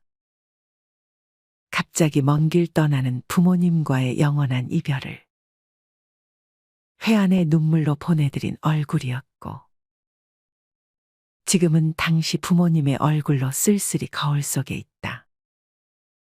낯설게 변해버린 굳은 무표정의 얼굴에게 이젠 진정으로 좋은 표정을 선물해주자. 지난 세월 근심과 걱정 속에서 찌들어간 내 얼굴에게 앞으로는 웃음과 희망을 전해주고 더 이상 주름살은 남겨주지 않도록 노력하자. 열심히 살아온 내 얼굴에게 그동안 너무 고마웠다고 말해주자. 수십 년을 동고동락해준 내 얼굴에게 지구상에 오직 하나뿐인 내 얼굴에게 남은 시간은 우리들만을 위해 바치겠노라고 약속하자. 생각은 말이 되고 말은 행동이 되며 행동은 습관이 되고 습관은 삶의 변화를 준다. 어떤 생각을 하느냐에 따라 인생이 달라진다. 내가 나를 사랑하지 않으면 남들 또한 나를 사랑해주지 않을 것이다. 첫 번째, 내가 제일 좋아했던 취미 생활을 시작하자. 두 번째, 내가 진짜 가보고 싶은 여행지로 훌쩍 떠나자. 세 번째, 신발은 지금까지 신었던 가격보다 좀 비싼 걸로 투자하자. 네 번째, 마음을 터놓을 수 있는 친구에게 당장 전화해보자. 다섯 번째, 아직 용서해주지 않았던 사람이 있다면 가슴을 열고 용서해주자. 그러면 내가 편해진다. 여섯 번째, 거리가 멀더라도 맛집으로 이름난 식당을 찾아 나 자신에게 음식 선물을 해주자. 일곱 번째, 매일 아침 눈을 뜨는 순간 나는 사랑받기 위해 태어난 사람이고 지금 이 순간이 가장 행복한 사람이라고 외치자. 이 글을 읽은 모든 사람이 과거에 어떻게 살았던, 지금 당장부터 행복했으면 한다. 거울 속의 낯선 나를 이젠 진정 사랑하는 대상으로 친하게 지내며 먼 훗날 영원한 안식 여행을 떠날 때 너와 나 우리는 행복한 삶을 살았다고 말할 수 있었으면 얼마나 좋을까. 내가 먼저 내 얼굴을 사랑해라고 말하고 바로 행동을 했으면 합니다. 나를 업신 여기지 말고 위대하고 또 위대한, 소중하고 귀한 사람이 당신임을 잊지 말고 살았으면 합니다. 나는 지구상 하나뿐인 내 얼굴을 사랑합니다. 왜냐하면 한평생 희노애락을 같이 경험하며 살아온 얼굴이니까요. 이제는 늦기 전에 인생을 즐겨라. 아주 오래 살 것처럼 행동하면 어리석다. 걷지도 못할 때까지 기다리다가 인생을 후회하지 말고 몸이 허락하는 한 가보고 싶은 곳 여행하라. 혹시 병 들더라도 겁먹거나 걱정하지 마라. 태어나서 늙고 병들고 죽는 것은 누구에게나 오는 것 아닌가. 몸은 의사에게 맡기고 목숨은 하늘에 맡기고 마음은 스스로 책임져야 한다. 자식들이나 손자에 관한 일은 눈으로 보고 귀로 듣기만 하고 입은 꼭 다무셔라. 자신이 자신을 최고로 여기고 자신을 대접하며 살다가 생로병사에 순응하며 살자. 머물듯 가는 것이 세월인 것을.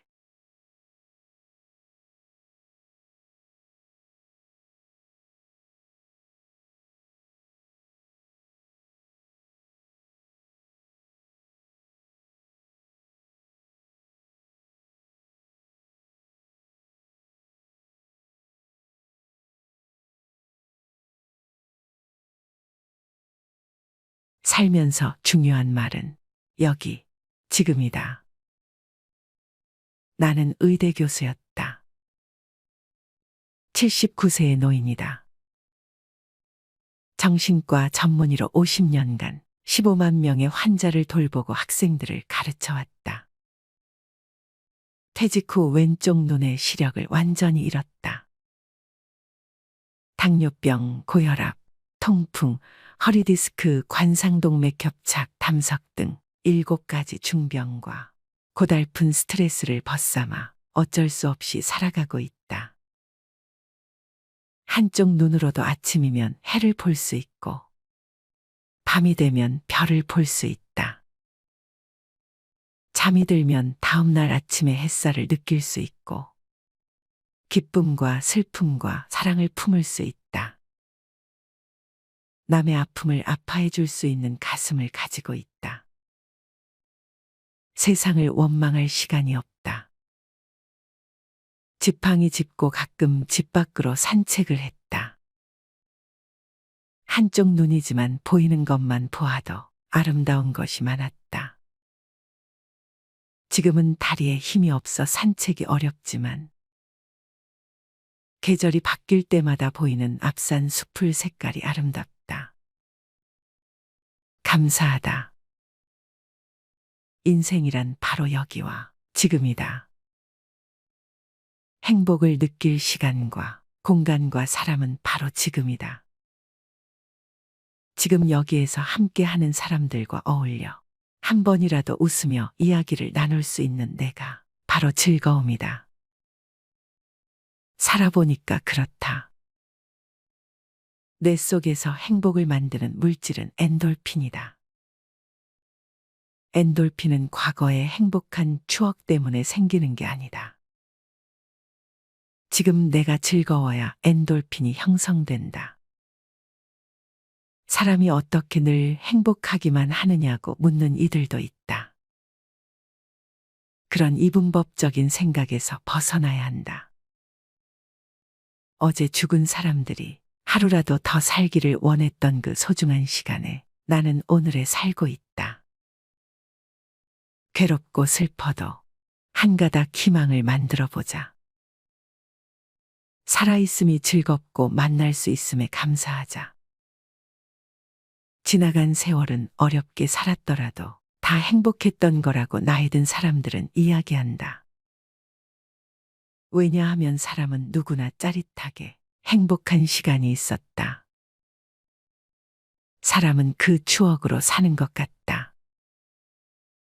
괴로움을 겪어봐야 행복할 줄 안다. 인생살이 살면서 오늘, 지금, 여기가 제일 중요하다라는 말이 맞는 말 같다. 아내 없이 살아보니까 있을 땐 몰랐는데 젓가락 한쪽이 없어진 거야. 있을 때 잘해 라는 말을 많이 들었는데 그럼 어떻게 살아야 할까? 우리 장인이 하신 말씀인데 나에게 주어진 대로 감사하면서 받아들이면 다 보여. 행복의 답은 바로 지금, 여기, 내 가슴에 담겨 있다. 고개 들어 저 멀리 하늘을 한번 보자. 이 영상을 보신 모든 분들은 오래오래 장수하시며 후회 없는 노후를 만들어 나가시길 간절히 기원합니다. 마지막으로 두려움 없이 당당하고 슬기로운 노년의 생활을 충실하게 보낼 수 있는 생활 수칙을 정리해 보았습니다. 노년의 생활 수칙 10가지. 첫 번째, 정리정돈. 나이 들면 일상의 관심과 애착을 줄이고 몸과 집안과 환경을 깨끗이 해야 합니다. 일생 동안 누적된 생활 습관과 잡다한 용품들을 과감히 정리하세요. 서책, 골동품, 귀중품 등도 연고 있는 분에게 생시에 선물하면 주는 이나 받는 이가 서로 좋습니다. 이것이 현명한 노후 관리의 제1조입니다. 두 번째, 몸치장. 언제나 몸치장을 단정히 하고 체력 단련과 목욕은 일과로 하세요. 체취도 없애고 건강에도 좋습니다. 의복도 깨끗하고 좋은 것을 때 맞추어 갈아 입으세요. 옷이 날개입니다. 늙으면 추접하고 구질구질해지기 쉽습니다. 세 번째, 대외 활동. 집안에 집거하기보다 모임에 부지런히 참가하세요. 세상 돌아가는 정보 소식을 얻게 됩니다. 동창회, 직장 모임은 물론 취미 모임 등 새로운 사람과의 만남도 신선미가 있습니다. 움직이지 않으면 몸도 마음도 쇠퇴하게 됩니다. 네 번째, 언어절제. 입은 닫을수록 좋고 지갑은 열수록 환영받습니다. 어디서나 꼭 할 말만 하세요. 논평보다는 덕담을 많이 하세요. 말하기보다 듣기를 좋아하고 박수를 많이 치면 환영받습니다. 장광설은 금물입니다. 짧으면서 곰삭은 지혜로운 말이나 유머 한마디는 남을 즐겁게 합니다. 다섯 번째, 자기 몫을 다하라. 돈이든 일이든 제 몫을 다하세요. 돈과 인심은 먼저 쓰는 게 존경과 환영을 받습니다. 내가 하기 싫은 일을 남에게 미루지 마세요. 언제나 남의 대접만 받고 무임승차하는 것은 거지근성으로 스스로 천대하는 것입니다. 여섯 번째, 포기와 체념. 건강, 출세, 사업, 가족, 부부, 자식 문제 등 세상 만사가 내 뜻대로 안 되는 경험은 많습니다. 이제는 포기할 것은 과감히 포기하고 체념하는 게 현명합니다. 되지도 않은 일로 속 끓이지 않는 게 여생을 편안케 합니다. 일곱 번째, 평생학습이 중요하다. 배우는 데는 나이가 없습니다. 컴퓨터 앞에서 언제나 공부하는 깨어있는 사람이 되세요. 새 지식, 새 정보를 제때에 습득하지 못하면 낙오가 됩니다. 안경 낀 흰머리에 책 들고 조는 모습은 노년의 아름다움의 극치입니다. 8번째, 낭만과 취미. 각박한 삶 속에 낭만을 가지세요. 늘 꿈을 꾸고 사랑하며 가문과 희망을 가지고 살면 늙어도 청춘입니다. 산수를 즐기며 자기가 좋아하는 취미 활동에 전념하는 것도 행복 삼매경에 이를 수 있습니다. 9번째, 봉사. 평생을 사회의 혜택 속에 많은 신세를 지고 살아왔습니다. 얼마 남지 않은 인생 이제 남을 위해 베풀며 살아야 합니다. 내가 먼저 베푸는 것이 복을 짓는 길입니다. 우리는 사회봉사의 습관이 부족합니다. 하찮은 일이라도 내가 먼저 베풀고 실천하면 남에게 좋은 느낌을 주고 나 또한 보람을 느끼게 됩니다. 선진 시민이 되는 지름길입니다. 10번째, 허심겸손. 마음을 비우세요. 욕심을 버리면 겸손해지고 마음을 비우면 세상이 밝게 보입니다. 인생을 달고 나면 인격이 돋보이고 마음의 평화와 건강을 누리게 됩니다. 마음은 자기 정체성을 담는 그릇이며 우주로 통하는 창문입니다.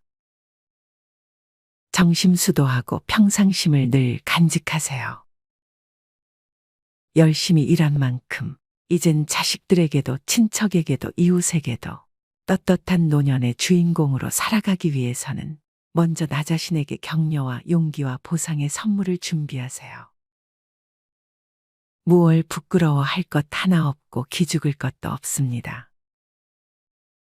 당당하게 어깨 펴고 남은 여생에 대한 멋진 꿈과 설계를 펼쳐보세요. 남은 인생 길 것 같아도 어느 날 어느 시에 무슨 일이 생길지 그건 아무도 모르니까. 건강하게 죽는 날까지 하루하루 충실하게 오늘이 마지막이라는 마음으로 오직 한 번뿐인 인생의 노년을 소중하고 감사하는 마음으로 아름다운 황혼을 즐기세요.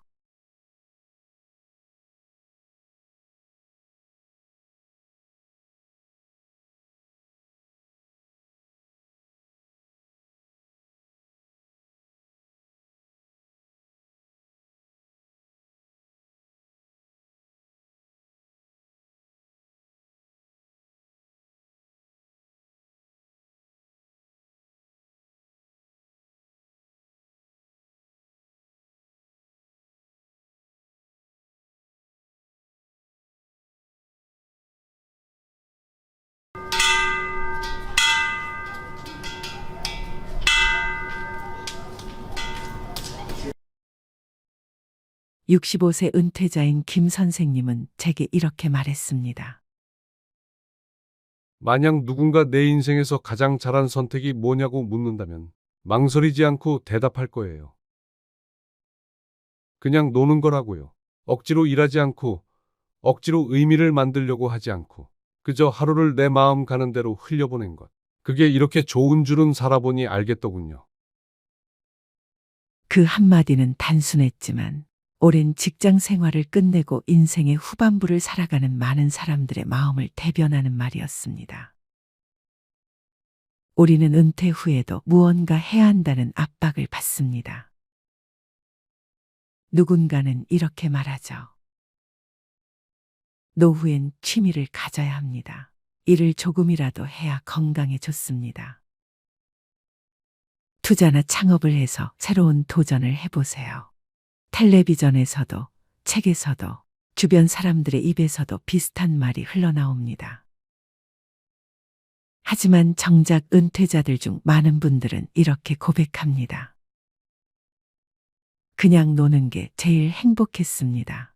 돈도 명예도 거창한 계획도 필요 없었어요.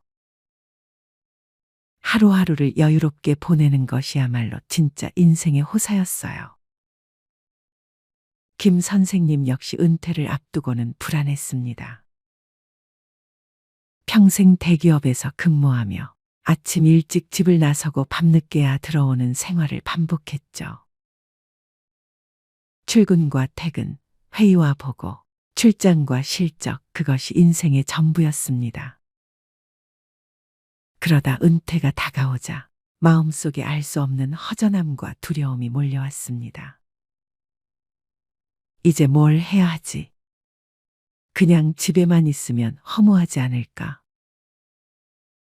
작게라도 가게를 해야 하나? 아니면 강의를 하거나 봉사활동을 시작해야 하나? 머릿속은 온통 그런 고민뿐이었습니다. 주변에서도 끊임없이 이런저런 조언을 했습니다. 당신처럼 부지런한 사람이 놀면 금방 병난다니까 뭐라도 해야지. 누군가는 지금이야말로 창업할 기회야라며 사업 이야기를 꺼냈습니다. 김 선생님도 한때는 카페 창업을 진지하게 고민했습니다.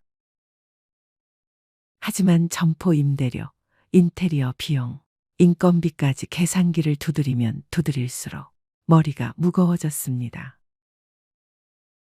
은퇴 후의 여유를 위해 시작한 일이 오히려 더 큰 스트레스가 되어버린 겁니다.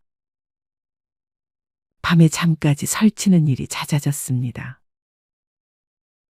그때 아내가 조용히 말했습니다. 여보, 평생 고생했는데 왜 또 일을 하려고 해요? 이번에는 그냥 쉬어봐요. 그 한마디가 결정적이었습니다. 김 선생님은 마음을 바꿨습니다. 그래, 일단 1년은 그냥 놀아보자. 처음엔 쉽지 않았습니다. 아침에 눈을 뜨면 오늘은 뭘 해야 하지 하는 허전함이 찾아왔습니다. 출근을 하지 않는다는 사실이 어색했고 세상에서 뒤처지는 건 아닐까 하는 불안이 고개를 들었습니다. 하지만 시간이 조금씩 흘러가면서 놀랍게도 달라졌습니다. 아침에는 천천히 동네를 걸었습니다. 예전엔 늘 바쁘게 차에 몸을 싣고 출근길에 오르느라 보지 못했던 동네 꽃들이 눈에 들어왔습니다. 이웃들과 가볍게 인사를 나누는 것만으로도 마음이 따뜻해졌습니다. 낮에는 친구와 만나 장기를 두었습니다. 오랜만에 마주 앉아 웃고 떠드는 그 시간이 그렇게 소중할 줄은 몰랐습니다. 예전 같으면 점심을 먹고 다시 사무실로 들어가야 했지만 이제는 오후의 햇살을 여유롭게 즐길 수 있었습니다. 저녁이 되면 손주와 함께 놀았습니다. 블록을 쌓고 그림을 그리고 동화를 읽어주다 보면 어느새 하루가 훌쩍 지나갔습니다. 피곤하기는커녕 오히려 몸과 마음이 가벼워졌습니다. 김 선생님은 말합니다. 예전엔 출근이 인생의 전부였는데 이제야 비로소 내 시간을 찾았어요. 내가 몰랐던 진짜 행복이 이런 거였구나. 은퇴 전에는 노는 게 불안합니다. 일을 하지 않으면 도태될 것 같고 의미 있는 일을 만들지 않으면 인생이 허무할 것 같죠. 하지만 막상 은퇴를 하고 시간이 흐르면 깨닫게 됩니다. 억지로 일을 만드는 것보다 쉴 권리를 누리는 것이야말로 진짜 행복이라는 사실을요. 의학적으로도 여유 있는 휴식은 뇌와 몸을 회복시키는 중요한 과정입니다. 산책, 낮잠, 독서, 친구와의 대화 같은 단순한 여가가 스트레스를 줄이고 기억력을 유지하며 삶의 만족도를 크게 높여준다는 연구 결과도 있습니다. 전문가들은 은퇴 후 삶의 만족도를 결정짓는 가장 큰 요인 중 하나가 시간을 자기 마음대로 쓸 수 있는 자유라고 말합니다. 이 자유를 만끽할 때 비로소 진짜 행복이 찾아오는 겁니다. 물론 아무 준비 없이 놀 수는 없습니다. 아무리 노는 게 행복하다 해도 돈이 바닥나면 마음이 불안해져 제대로 쉴 수가 없습니다. 전문가들은 보통 이렇게 말합니다. 은퇴 후 안정적으로 논다는 건 최소한 생활비 20년치를 계산해 두었을 때 가능하다고요. 예를 들어 63세에 은퇴했다고 가정해 봅시다. 평균 수명 85세를 고려하면 앞으로 최소 22년은 더 살아야 합니다. 부부 기준으로 월 250만 원을 기본 생활비로 잡으면 연간 3천만 원이 필요합니다. 22년이면 약 6억 6천만 원이죠.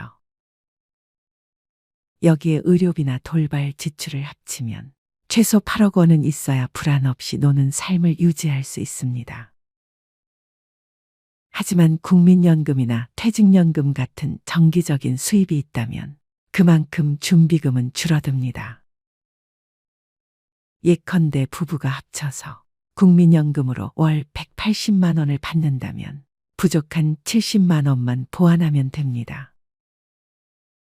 이런 경우에는 약 2억 원 정도만 비상금으로 갖고 있어도 충분히 여유로운 노는 삶을 살 수 있습니다. 전문가들은 은퇴 후 자산의 60에서 70%는 안전자산, 나머지 30% 정도만 변동성이 있는 자산에 두라고 조언합니다. 이렇게 해야 불안한 마음 없이 편안하게 놀 수 있다고 말이죠.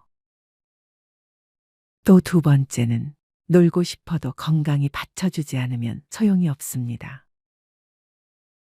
은퇴자들 중에는 이제 몸 편히 놀아야지 했다가 건강 문제 때문에 계획을 접는 경우가 많습니다. 의학적으로 은퇴 이후 가장 중요한 건강 관리 지표는 3가지입니다. 혈압, 혈당, 근육량. 특히 근육은 60세 이후 매년 1%씩 줄어든다고 합니다. 이걸 막으려면 주 3회 이상 짧게라도 근력 운동을 해야 합니다. 헬스장이 부담스럽다면 집에서 스쿼트 20개, 푸시업 10개만 해도 큰 도움이 됩니다. 김 선생님도 처음엔 매일 등산만 했습니다. 겉보기엔 건강해 보였지만 무릎 통증이 찾아왔습니다. 병원에 가니 의사가 말했습니다. 근력 운동을 안 해서 생긴 문제입니다. 유산소만으로는 근골격을 지킬 수 없어요. 그때부터 김 선생님은 아령을 들고 가볍게라도 근력 운동을 시작했습니다. 처음엔 힘들었지만 꾸준히 하다 보니 체력이 달라지고 다시 손주와 마음껏 뛰어놀 수 있게 됐습니다. 마지막으로 그냥 논다는 것이 무기력하게 시간을 흘려보내는 것을 뜻하지는 않습니다. 오히려 생활의 리듬을 유지하는 게 중요합니다. 밤새 TV만 보고 낮에 늦게 일어나는 생활을 반복하다 보면 결국 무료함이 찾아오고 우울감이 쌓입니다. 그래서 은퇴 후에도 규칙적인 루틴이 필요합니다. 단 그 루틴은 즐거운 것으로 채워야 합니다. 아침 7시에 산책을 하고 아침 식사 후 책을 읽고 점심 뒤에는 낮잠을 자고 오후엔 친구를 만나 수다를 떨고 저녁엔 가족과 함께 드라마를 보는 것. 이 단순한 루틴만으로도 삶의 안정감은 완전히 달라집니다. 많은 분들이 은퇴하면 여행 다니고 취미 강습받고 외식 자주 하면서 즐겁게 살고 싶어 합니다.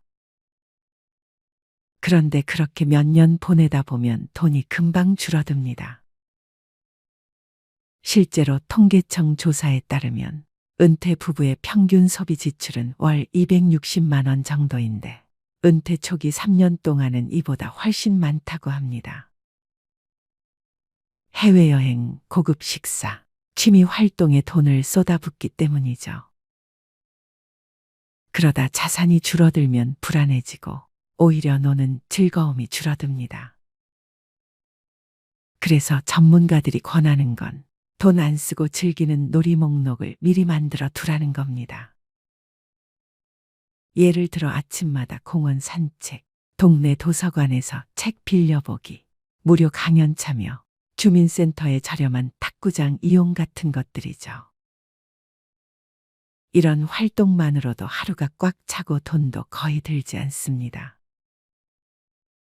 실제로 김 선생님도 매일 사 마시던 커피를 줄이고 동네 도서관을 찾았습니다. 처음엔 무료라 대수롭지 않게 여겼지만 1년이 지나자 책 읽는 습관이 생겼고 지식이 늘었으며 돈도 아꼈습니다. 무엇보다 매일 뭔가 배우며 논다는 성취감이 생겼습니다. 김 선생님은 이제 말합니다. 예전에는 돈을 벌어야만 행복하다고 생각했는데 지금은 하루를 자유롭게 보내는 게 가장 큰 호사예요. 성과가 없어도 누가 인정해주지 않아도 그저 웃고 걷고 쉬고 사람 만나며 보내는 것. 그게 진짜 인생의 맛이더군요. 은퇴 후에 그냥 노는 삶은 게으름이 아닙니다. 오히려 몸과 마음을 회복시키고 자산을 지키며 인간관계를 유지하는 지혜로운 전략입니다. 다만 3가지 조건이 필요합니다. 재정적 기반, 꾸준한 건강관리, 규칙적인 생활 리듬. 이 3가지만 지켜진다면 남은 20년은 그야말로 여유롭고 풍요로운 잘 논 인생이 될 수 있습니다. 그리고 언젠가 여러분도 이렇게 고백할 수 있을 겁니다. 내 인생에서 가장 잘한 선택이 뭐냐고요? 그냥 논 거예요. 우리는 모두 시간이 흘러가고 나이가 들어갑니다. 그 과정에서 우리에게 가장 중요한 것은 어떻게 노년을 준비하고 맞이할 것인가라는 문제일 것입니다. 나이는 피할 수 없는 자연스러운 과정이지만 그 과정을 준비하는 방식에 따라 우리의 삶의 질이 달라질 수 있습니다. 오늘은 노년을 더 행복하고 건강하게 맞이하기 위한 방법들에 대해 심도 깊게 이야기해 보려고 합니다. 우리는 보통 65세부터 노인이라고 이야기합니다. 그러나 실제로는 노화가 20대 초반부터 시작됩니다. 왜냐하면 신체적으로 가장 높은 성능을 발휘하는 시기가 20대 초반이기 때문이에요. 그 이후부터는 점차적으로 신체 기능이 조금씩 저하되면서 노화가 시작됩니다. 실제로 올림픽에서 금메달을 딴 선수들의 대부분이 20대 초반이라는 점을 보면 알 수 있죠. 하지만 노화가 시작된다고 해서 곧바로 노인으로 분류되는 것은 아닙니다. 사람마다 체력과 건강 상태가 다르기 때문에 그 경계는 유동적입니다. 우리가 노년의 시작을 정하는 기준은 크게 3가지입니다. 첫째는 사회적으로 정해진 기준입니다. 65세를 노인의 기준으로 삼는 것이죠. 둘째는 의학적 기준으로 노화의 시작을 신체적 변화에 따라 구분합니다. 마지막으로 개인의 주관적인 기준이 있는데 이는 각자의 신체와 마음 상태에 따라 이제 나는 나이를 먹었다라고 느끼는 시점입니다. 이렇듯 노년의 시작은 누구나 다르게 느낄 수 있고 중요하게 받아들이는 시점도 다릅니다. 나이 듦을 받아들이는 법 담담하게 하지만 현명하게. 노화는 누구에게나 찾아오지만 그걸 어떻게 받아들이느냐가 중요합니다. 저 역시 노화를 실감했던 순간이 있었어요. 40대 초반 어느 날 갑자기 계단을 헛디뎌서 굴렀던 경험이 있습니다. 그전까지만 해도 매일 아침 6시 기상해서 바쁘게 일정을 소화하며 사는 것이 자연스러웠는데 그때 이후로 제 몸이 예전 같지 않다는 걸 깨닫고 이제 내가 나이를 먹고 있구나라는 생각이 들었죠. 노화를 받아들이는데 가장 중요한 것은 속도를 줄이는 것입니다. 젊었을 때처럼 빠르게 움직이고 모든 일을 해내려고 하면 신체적으로나 정신적으로 지칠 수밖에 없어요. 저는 그때부터 일정을 천천히 조절하기 시작했습니다. 일찍 자고 일찍 일어나는 기본적인 생활 습관을 바꾸지 않으면서도 더 이상 서두르지 않으려는 마음가짐을 가지게 되었죠. 무엇보다 중요한 건 나 자신에게 여유를 주는 것이라는 깨달음을 얻었습니다. 노화는 우리의 신체뿐만 아니라 마음에도 영향을 미칩니다.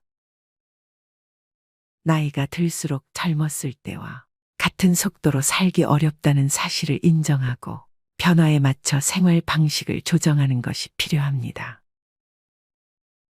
그렇다고 모든 것을 포기할 필요는 없습니다. 속도를 줄이면서도 자신만의 리듬을 찾아가는 것이 중요합니다. 인간관계의 정리와 재정립, 함께할 사람만 남기기. 노년을 맞이하면서 가장 신경 써야 할 부분 중 하나는 인간관계입니다. 젊을 때는 인간관계가 다양하고 폭넓게 형성되지만 나이가 들면서는 관계의 질이 더 중요해집니다. 더 이상 모든 사람과 좋은 관계를 유지할 필요는 없습니다. 함께할 가치가 있는 사람들과만 관계를 유지하는 것이 중요하죠. 저는 개인적으로 돈 거래를 하지 않는다는 원칙을 지키고 있습니다. 돈 문제는 관계를 어렵게 만들 수 있는 중요한 요인 중 하나입니다.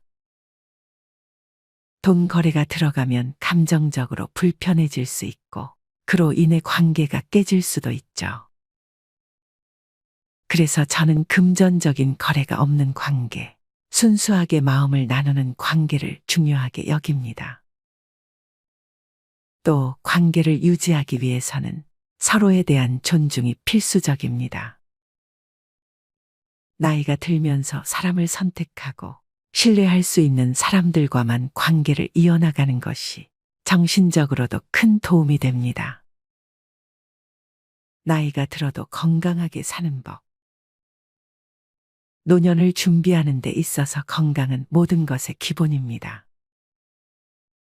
건강을 잃으면 아무리 많은 재산이나 좋은 인간관계가 있더라도 그것을 누리기 어렵습니다. 그러므로 노년을 맞이하기 전부터 특히 30대나 40대부터 건강을 관리하는 것이 필수적입니다. 건강한 노년을 보내기 위한 첫 번째 비결은 꾸준한 운동입니다.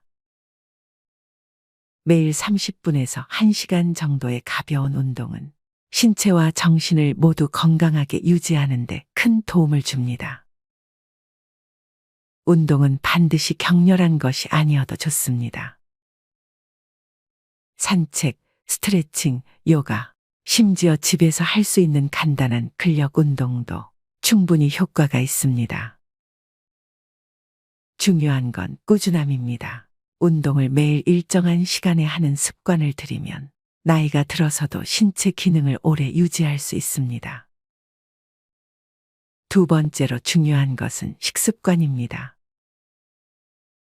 건강한 노년을 위해서는 평소에 건강한 식단을 유지하는 것이 필요합니다. 특히 과식을 피하고 제때 적당량의 음식을 섭취하는 것이 중요하죠. 신선한 채소와 과일을 자주 먹고 가공식품이나 당분이 많은 음식은 줄이는 것이 좋습니다.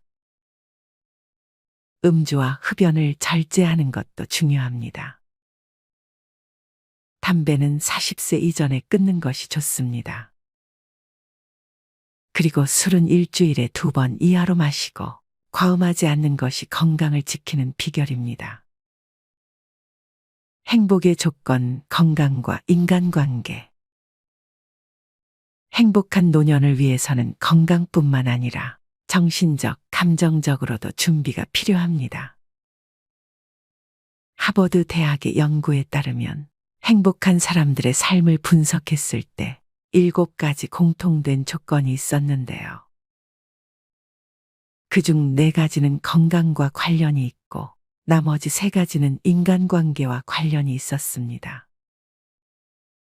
첫 번째 조건은 안정적인 결혼 생활입니다.